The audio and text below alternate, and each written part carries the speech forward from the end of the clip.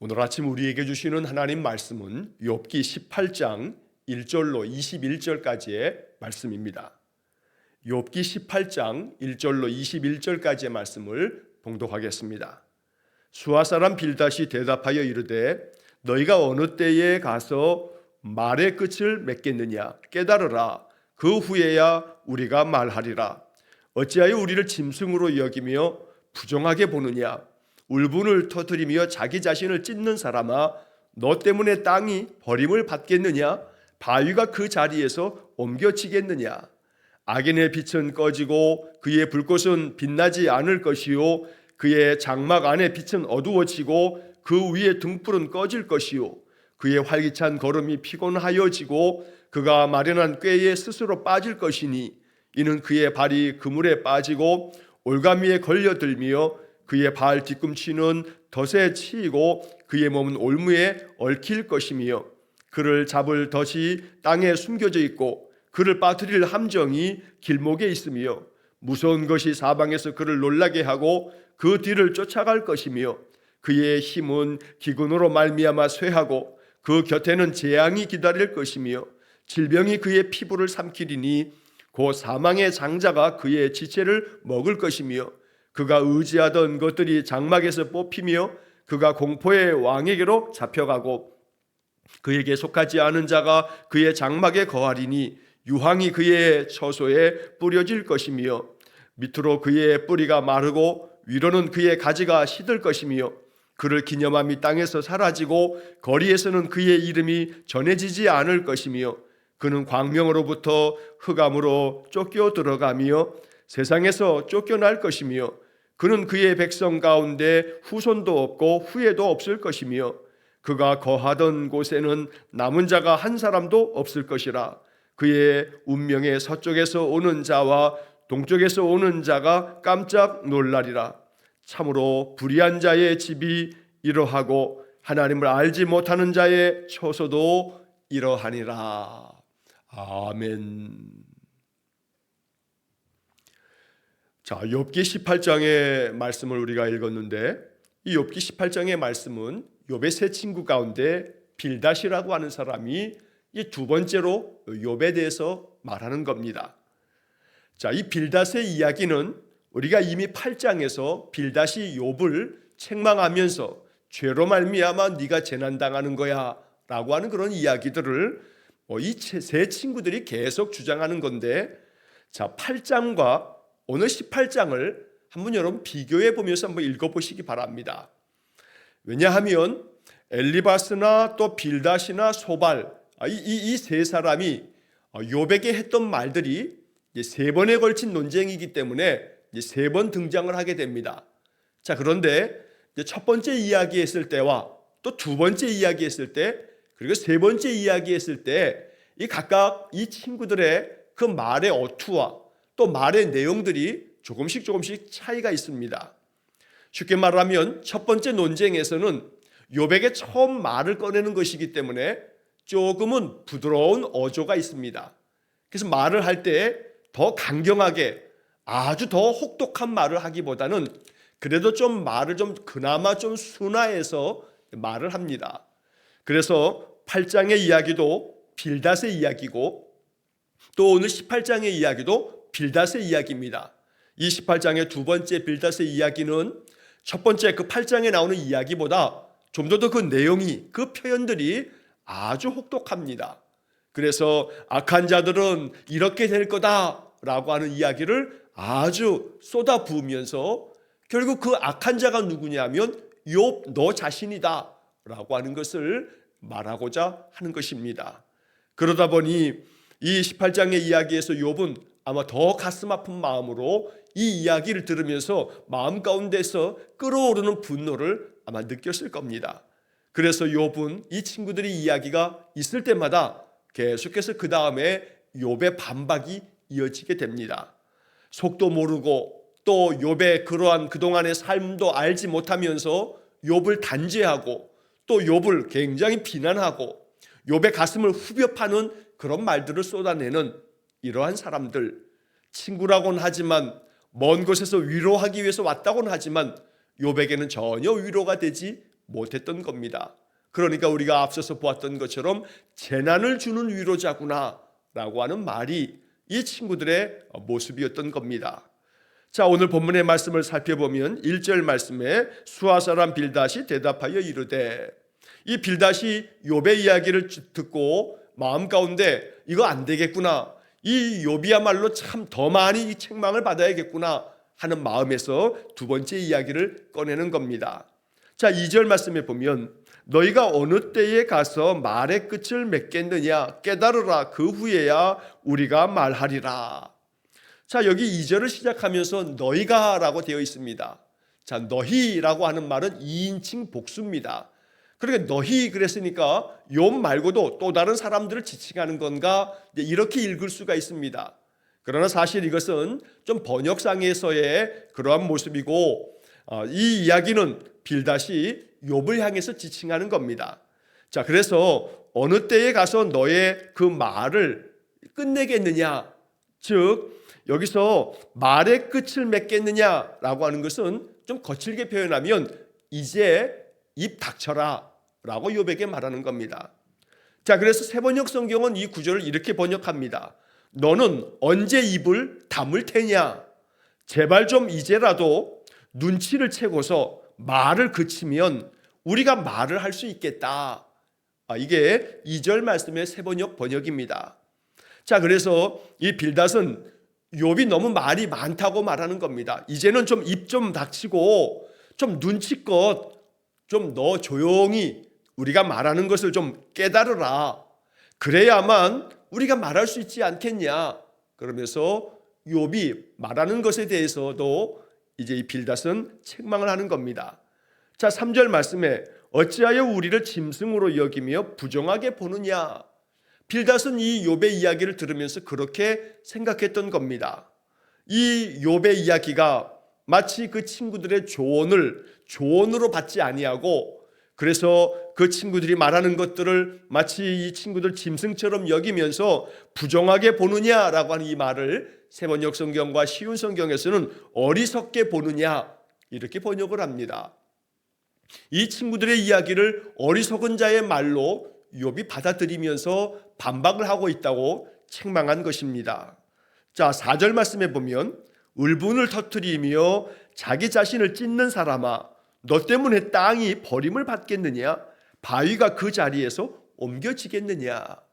자, 먼저 욥에게 말하기를 울분을 터뜨리며 자기 자신을 찢는 사람이라고 표현을 합니다.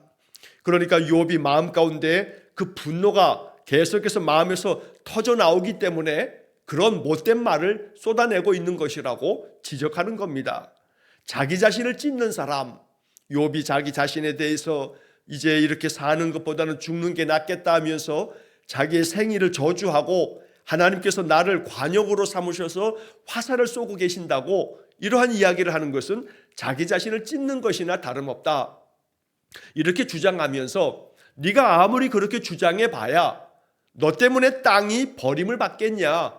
그럴 일은 없다. 너 한 사람 때문에 땅이 버림받겠냐? 그거 절대 일어나지 않는다. 또 너로 인해서 그저 저 바위가, 그 큰 바위가 자리를 옮겨가겠느냐? 그런 일도 벌어지지 않는다. 그러니 너가 아무리 반박하고 너 자신을 변호해 본들 아무 소용없다 라고 하는 말을 지금 이 4절에서 이렇게 땅이 버림을 받겠느냐, 바위가 그 자리에서 옮겨지겠느냐, 이렇게 비유적으로 말하는 겁니다. 땅이 버림받지 않습니다. 바위가 갑자기 그저 자리를 옮겨서 딴 데로 이동하지 않습니다. 꿈쩍도 하지 않는 그런 바위를 볼 때 욥이 아무리 자기를 변호하고 아무리 우리들의 이야기를 받아들이지 않고 반박한다 할지라도 너의 상황은 다를 바 없다. 달라지지 않는다. 그러니 너 좀 그 입 좀 다물어라 라고 하는 말을 아주 거칠게 욥에게 지금 쏟아내는 것입니다. 자, 그래서 이제 그 다음 이어지는 5절 이하에서 21절까지 이어지는 말은 악인은 어떻게 되는가, 악인의 종말이 어떠한지를 이 빌닷이 쭉 이야기합니다. 여기서 악인이라고 표현했습니다만 사실은 이 악인은 욥을 지칭하는 겁니다. 야, 욥, 너는 참 악하다. 너가 죄가 많아서 이런 재난을 당하고 있는데 네가 그 재난을 당하는 게 억울하다고, 그리고 너의 기도는 여전히 순결하다고 말 같지도 않은 소리 하지 마라. 악한 자들의 종말은 이러이러한 거야. 그러니 네가 지금 당한 걸 봐. 네가 당한 모든 것들이 하나도 빠짐없이 악한 자들이 당하는 것과 같지 않느냐라고 하는 주장을 펼치는 겁니다. 이렇게 말하면서 계속해서 욥에게 그러니까 너 회개해야 돼. 너 이런 모든 것들을 다 회개하면 그나마 하나님이 너를 용서해 주실 거야 라고 하는 그런 말투를 가지고 있는 겁니다. 자, 이제 5절 이하의 이야기를 쭉 보게 되면 내용은 한 가지입니다. 표현은 여러 가지 표현을 쓰고 있습니다만, 그러나 이 모든 것들은 악한 자들은 망한다. 악한 자들은 이 땅에서 많은 고통을 겪는다. 육신으로도 그렇고 그의 삶의 모든 산업도 다 무너지고, 그래서 악한 자에게는 모든 것들이 다 사라지고 그를 기억해 주는 사람도 없다라고 하는 이야기를 계속해서 말을 합니다. 자, 5절 말씀에 보면 악인의 빛은 꺼지고 그의 불꽃은 빛나지 않을 것이요. 이 빛이 꺼진다라고 하는 것은, 빛이라고 하는 것은 생명을 상징하는 그런 표현입니다. 자, 그래서 악한 자의 빛이 꺼진다라고 하는 것은 악한 자의 생명이 다 꺼져서 그 불꽃이 빛나지 않는다. 이제 머지않아 그의 생명이 끝날 것이다 라는 말을 이렇게 표현합니다. 자, 6절에 그의 장막 안에 빛은 어두워지고 그 위에 등불은 꺼질 것이요. 자, 장막 안에 있는 등불도 다 꺼진다. 이 악한 자가 결국 빛이 꺼지고 그래서 빛나지 않을 것이라 해서 죽고 나면 그의 집안도 무너지게 된다라고 말하는 겁니다. 장막 안에 빛이 어두워지니 모든 집안 사람들이 그 어둠 가운데서 헤매게 된다고 말하고 있습니다. 7절에서 그의 활기찬 걸음이 피곤하여지고 그가 마련한 꾀에 스스로 빠질 것이니, 활기차게 살았던 모든 발걸음들이 이제는 지치고 지칠 대로 지쳐서 이제 그저 주저앉게 될 것이고, 그 스스로가 그저 자기가 지혜롭다 여기면서 살았지만 자기가 마련한 자기 꾀에 스스로 빠지게 될 것이라 라고 말합니다. 결국 악한 자들은 무엇을 해도 그 지혜로운 깨라고 여겼던 모든 것들이 오히려 자기 자신에게 함정이 돼서 거기에 빠져버리게 되고 거기에 붙들리게 될 것이라고 말합니다. 8절의 말씀에 이는 그의 발이 그물에 빠지고 올가미에 걸려들며, 9절 그의 발 뒤꿈치는 덫에 치이고 그의 몸은 올무에 얽힐 것이며, 결국 이 악인의 인생길, 다시 말해 욥이 인생길이 이렇게 그 발이 그물에 빠지는 것처럼, 올가미에 걸려드는 것처럼, 발 뒤꿈치가 덫에 붙들리는 것처럼, 그 몸은 올무에 얽혀서 꼼짝도 못하는 것처럼, 욥아 너의 상황이 그렇지 않냐? 너의 지금 형편이 그렇지 않냐? 이거 악한 자들이 당하는 형벌이다 라고 주장합니다. 이건 결코 올바른 말이 아닙니다. 악하기 때문에 하나님께서 심판하시는 것은 맞습니다. 악한 것에 대한 하나님의 정의의 심판은 반드시 있습니다. 그러나 그 정의로운 심판은 하나님께서 이 땅에서 어찌 보면 종말론적인 그런 하나님의 심판을 말씀하고 있을 때가 많습니다. 쉽게 말하면 악한 자들이 세상에서는 더 번창한 듯 보입니다. 행하는 모든 것마다 다 성공하는 것처럼 보입니다. 악한 자들은 더 떵떵거리고 살며 많은 재산으로 부족함 없이 사는 것처럼 보입니다.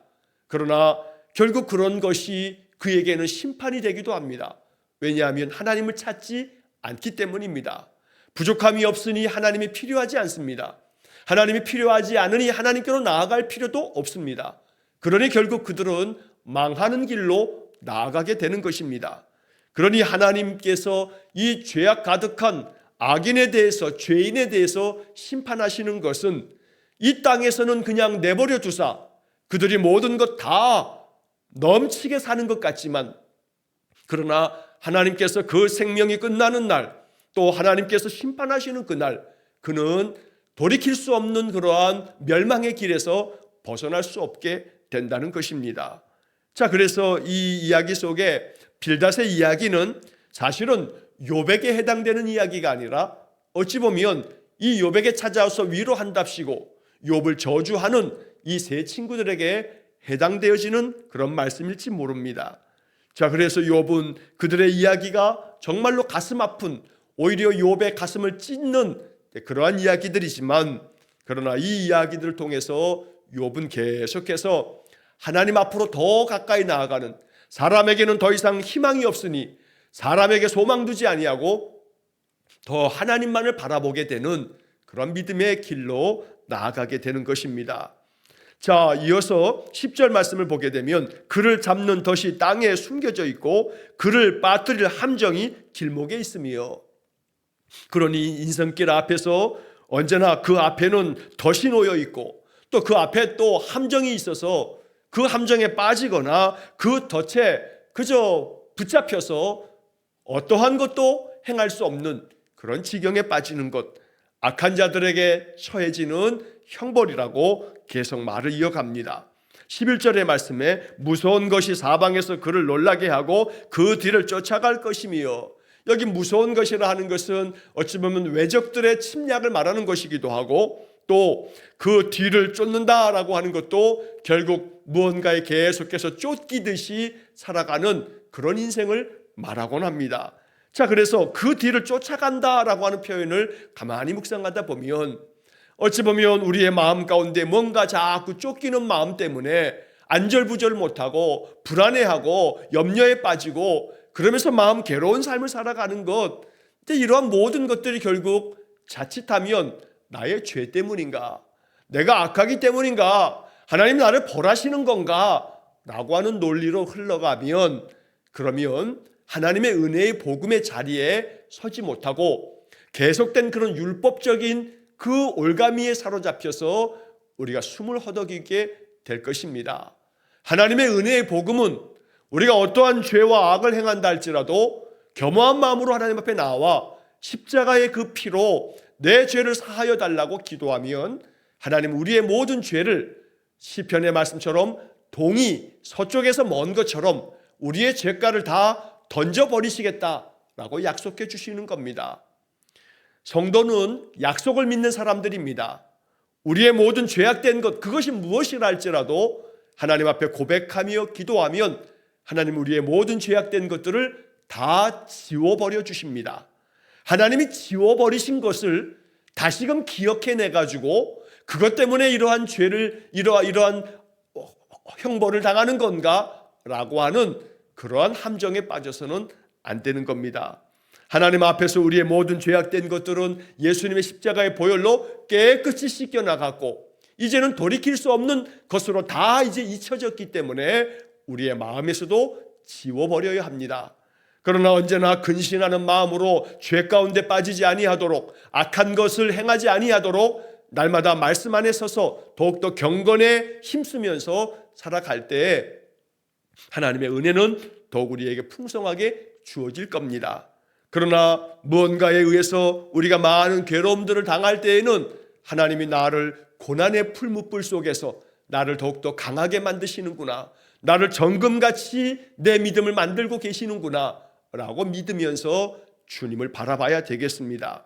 자, 이어지는 12절 말씀에 그의 힘은 기근으로 말미암아 쇠하고 그 곁에는 재앙이 기다릴 것이며 13절 질병이 그의 피부를 삼키리니 곧 사망의 장자가 그의 지체를 먹을 것이며, 기근으로 말미암아 그가 살아가는 모든 터전이 다 무너져 내린다고 말합니다. 또한 재앙이 계속해서 기다리고 있다고 말합니다. 어찌 보면 재앙이 기다린다라고 하는 것은 이 욥에게 너 지금 이러한 형편이 다가 아니야, 재앙이 이걸로 끝난 게 아니야, 너 또 다른 재앙이 기다리고 있어 라고 하는 저주에 가까운 이야기입니다.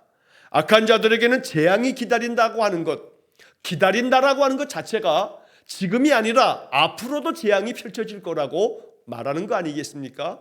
그러니 욥을 위로한다고 찾아온 친구들의 말은 위로가 아니라 오히려 재앙을 쏟아붓는 저주의 이야기를 퍼붓고 있는 것과 다르지 않습니다. 13절의 말씀은 아주 욥에게 아주 직격탄을 날리는 것과 같습니다. 질병이 그의 피부를 삼킨다. 악한 자들은 그 질병이 그의 피부를 삼킨다고 말합니다. 다른 질병도 아니고 피부를 삼켜버린다. 지금 욥이 종기 때문에 발바닥에서 정수리까지 그 종기로 말미암아 고름이 터져 나오고 그것을 막 긁어대니까 피가 또 터져 나오고 딱정이가 생기고 이런 상황인데 질병이 그의 피부를 삼킨다. 이것은 욥에게 대한 아주 직접적인 그런 욥을 비난하고 또 욥에게 이러한 재앙이 찾아온 거라고 말하는 것입니다. 그러면서 사망의 장자가 그의 지체를 먹을 것이다. 사망의 장자, 즉 죽음을 말합니다. 죽음이 너를 삼켜버릴 거다. 너의 온 지체, 너의 몸을 삼켜버릴 거다. 한마디로 말하면 너 곧 죽어. 하나님이 심판하셔서 너는 악한 자의 그 길로 걷다가 더 많은 재앙 겪다가 너는 죽을 거야 라고 하는 말을 하고 있습니다. 14절에 그가 의지하던 것들이 장막에서 뽑히며 그는 공포의 왕에게로 잡혀가고, 욥이 의지했던 것은 여호와 하나님입니다.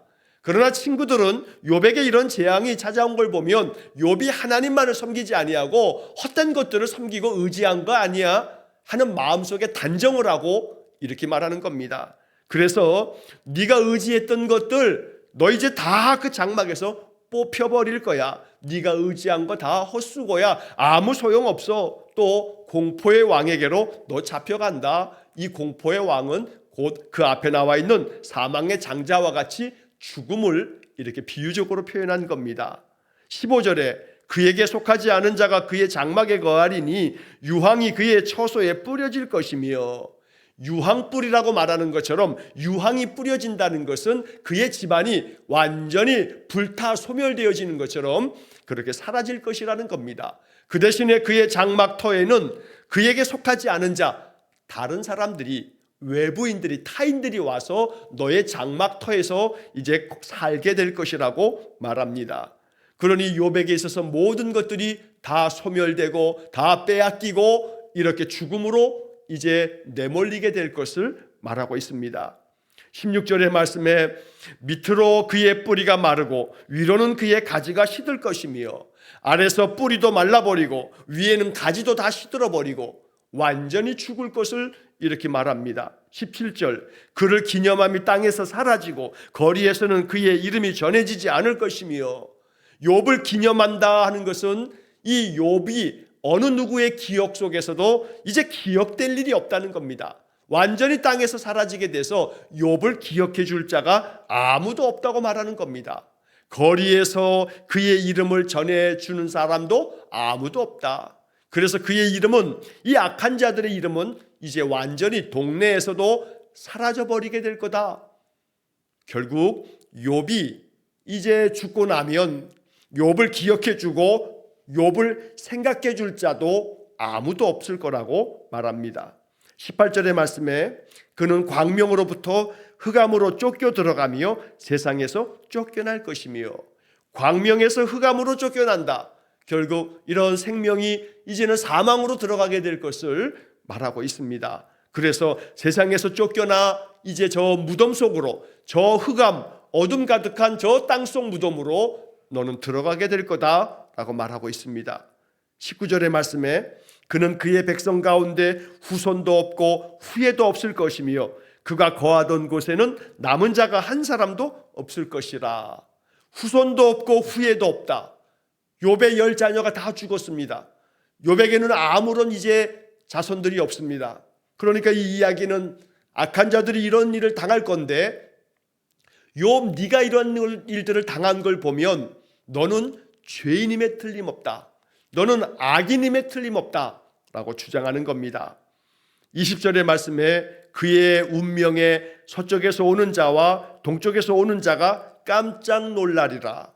이 악한 자의 운명이 이렇게 한순간에 무너져 내리는 것을 보면서 저 멀리 동쪽에서 또 서쪽에서 오는 사람들이 그의 이러한 무너져 내린 것을 보면서 어찌 이럴 수 있을까 싶으면서 다들 깜짝 놀랄 것이다 라고 말하면서 마지막 21절에서 참으로 불의한 자의 집이 이러하고 하나님을 알지 못하는 자의 처소도 이러하니라.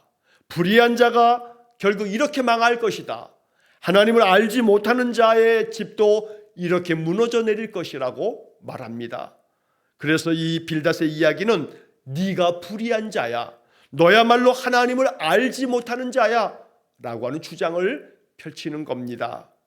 사실 이러한 이야기들을 들으면서 욥의 마음이 어떠했겠습니까? 가슴이 무너져 내리고 욥의 친구들의 이야기는 오히려 또 하나의 욥에게 고통이 되었을 것입니다.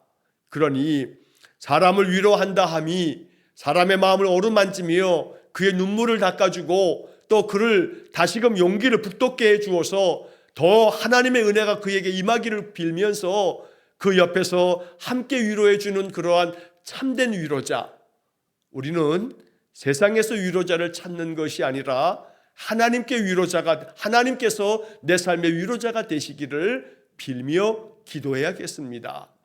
어떠한 때에는 사람이 위로가 될 때가 있습니다.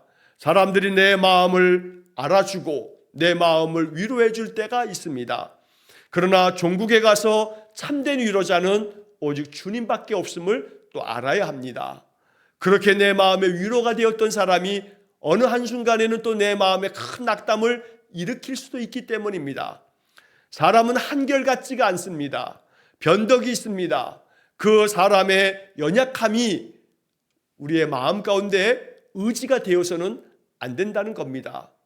사람이 내게 주는 위로함이 더러는 내 마음이 위로가 될 때가 있지만, 그래서 감사한 마음을 갖는 것 필요하지만, 그러나 내 삶에 있어서 영원한 위로자는 우리 주님밖에 없다라고 하는 그런 마음을 가져야 합니다. 그러나 그런 가운데서라도 또 사람이 주는 위로가 또 내 마음 가운데 위로가 될 때는 그 위로함을 통해서 또 다른 사람들에게 또 내가 위로자가 되어지는 그런 사명도 감당할 줄 알아야겠습니다. 우리는 우리 주님께로부터 사명을 받은 사람들입니다. 주님께서 이 땅에 오셔서 행하신 것들은 우리에게 그렇게 하라고 명하신 것입니다. 내가 선생이요 내가 주로서 너희들에게 이렇게 행한 것처럼 너희도 이와 같이 하라고 우리 주님께서는 잡히시기 전날 밤 제자들의 발을 씻겨 주었던 겁니다. 너희들도 이와 같이 하라고 말씀하시면서 주님은 본을 보여주셨던 겁니다. 그러므로 주님이 오셔서 많은 이들을 참된 마음으로 위로하여 주신 것처럼 우리도 또한 그와 같이 해야겠습니다.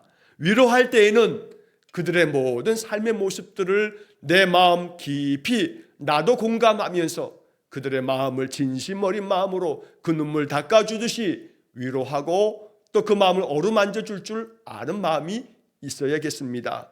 그러기 위해서 먼저 우리가 하나님의 위로함이 필요합니다.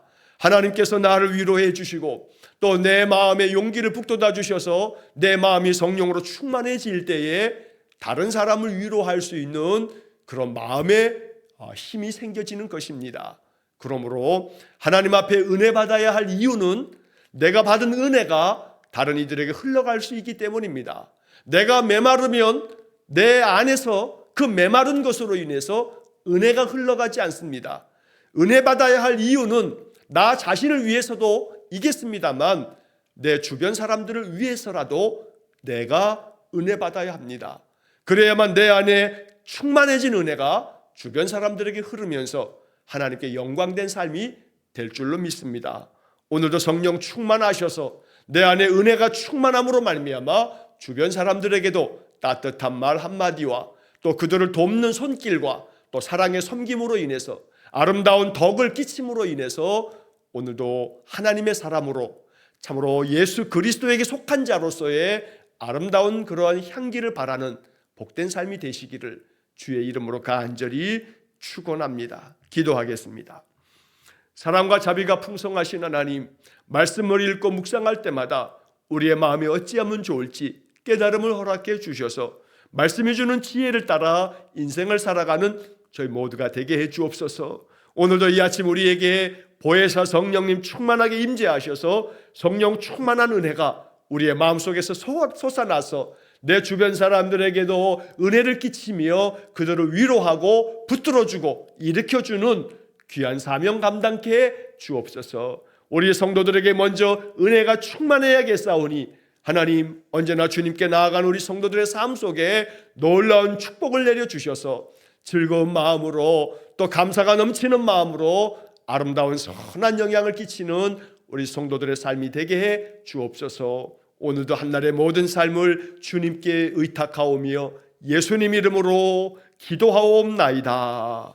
아멘. 우리 구주 예수 그리스도의 은혜와 하나님 아버지의 극진하신 사랑과 성령의 교통하심이 하나님께서 부어주시는 은혜를 충만하게 받아 그 은혜가 차고 넘쳐 내 주변 사람들에게까지 선한 영향력을 미치며 주의 사랑 전하기를 원하는 머리 숙인 귀한 성도들 위에와 저들 가정과 온 가족들 위해 영원토록 함께 하시길 축원하옵나이다. 아멘.